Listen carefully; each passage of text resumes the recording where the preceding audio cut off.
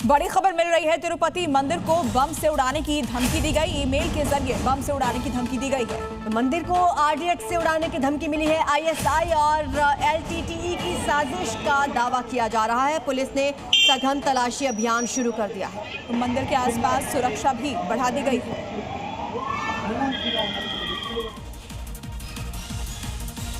राजस्थान और मध्य प्रदेश के बाद छत्तीसगढ़ के सरकारी अस्पतालों में दी जा रही घटिया पैरासिटामोल सिरप पर एक रिपोर्ट आपको दिखाते हैं।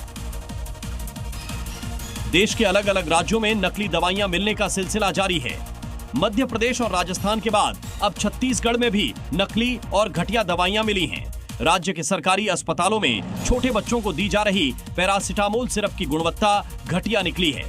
इस सिरप की बोतलों में एक्सपायरी से पहले ही बड़े बड़े थक्के पाए गए हैं। हैरान करने वाली बात यह है कि इन सब के बाद भी यह सिरप अस्पतालों में वितरित की जा रही थी। इस खुलासे के बाद अब स्वास्थ्य महकमे में हड़कंप मच गया है। चिंचोली से खबर, जहां एक कंपनी में अचानक आग लग गई, जिसकी वजह से पूरे इलाके में दहशत फैल गई। हालांकि आग किस कारण लगी इसका पता नहीं चल सका। महाराष्ट्र के सोलारपुर जिले में एक भीषण हादसा हो गया।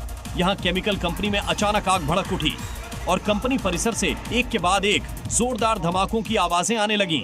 इस घटना से आसपास के इलाके में दहशत फैल गई है। लगातार हो रहे विस्फोटों के कारण यह अंदाजा लगाना मुश्किल हो रहा है कि अंदर की स्थिति कैसी है। आग लगने के समय कंपनी के भीतर कुछ कर्मचारी मौजूद थे। उन्हें सुरक्षित बाहर निकाल लिया गया है। इस घटना में किसी के घायल या हताहत होने की खबर नहीं है। लखनऊ से इस वक्त की बड़ी खबर आपको बता दें। आवासीय योजना का रजिस्ट्रेशन शुरू हो चुका है। ऑनलाइन आप रजिस्ट्रेशन कर सकते हैं। मुख्तार की जमीन पर बने हैं ये फ्लैट। मुख्तार की जमीन पर बने फ्लैट का रजिस्ट्रेशन आज से शुरू हो रहा है। ऑनलाइन इस प्रक्रिया से आप जुड़ सकते हैं।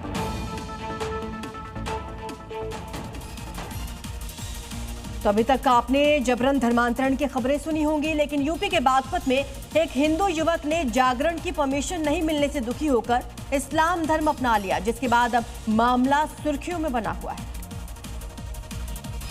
और ये वही हिंदू शख्स सुशील शर्मा है, जिसने इस्लाम धर्म कबूल कर लिया। वजह सिर्फ इतनी थी कि उसे जागरण की परमिशन नहीं दी गई। इससे वो इतना आहत हो गया कि उसने न सिर्फ इस्लाम कबूला बल्कि मस्जिद में जाकर नमाज भी अता की। शख्स ने बकायदा एफिडेविट देकर मुस्लिम धर्म अपनाने की बात कही, जिसके बाद पूरे इलाके में धर्मांतरण का ये मामला सुर्खियों में बना हुआ है।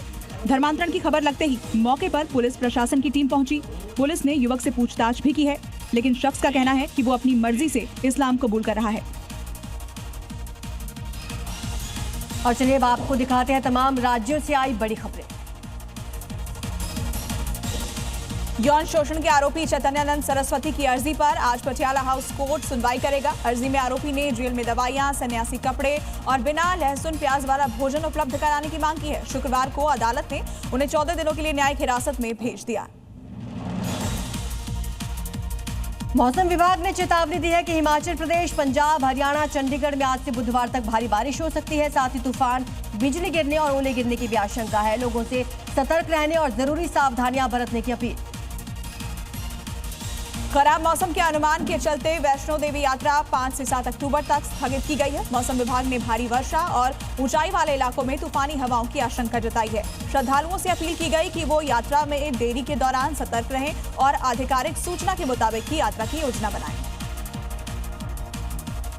बिहार चुनाव की तैयारियों का जायजा लेने चुनाव आयोग की टीम पटना पहुंची। टीम चुनावी इंतजामों, मतदान केंद्रों और सुरक्षा प्रबंधों का निरीक्षण करेगी। राजनीतिक दलों के प्रतिनिधियों से संवाद भी करेगी, उनके सुझावों पर चर्चा करेगी।